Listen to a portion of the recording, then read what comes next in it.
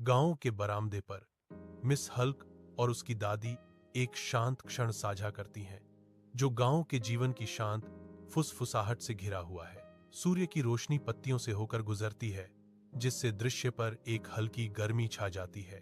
शांत वातावरण पक्षियों की तेज खुशमिजाज चहचहाहट से चिह्नित है। मिस हल्क ध्यान से सुनती हैं। उनकी निगाहें कोमल और प्यार से भरी हैं। दादी माँ मुस्कुराती हैं।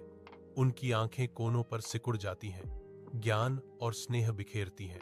जटिल गांव के जंगल के भीतर छायाएं नाचती हैं, क्योंकि कुछ हलचल होती है। घने झाड़ियों से एक विशाल आबनूस सांप निकलता है। इसका विशाल रूप घातक सुंदरता के साथ झाड़ियों में रेंगता है। दादी जम गई। उसकी आंखें दहशत से खुली हुई थीं। सांप लगातार आगे बढ़ता है। उसकी पपड़ियां धब्बेदार धूप में चमकती हैं। डर से लकवाग्रस्त दादी सांप के आने पर हिलने में असमर्थ है। जलती धूप में सुश्री हल्क गांव के आंगन में कार्रवाई करती हैं। बिजली की गति से वह झपटती है।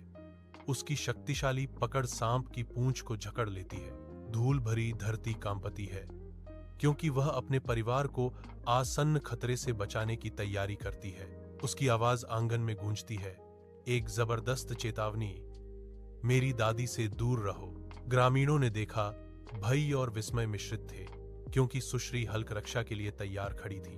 गांव के बरामदे पर दादी राहत की सांस लेती हैं। उनका झुर्रियों भरा चेहरा गर्व से नरम हो जाता है। दादी मिस हल्क को कसकर गले लगाती हैं। उनकी आकृतियां प्रेम और स्वीकृति का एक शक्तिशाली प्रतीक है।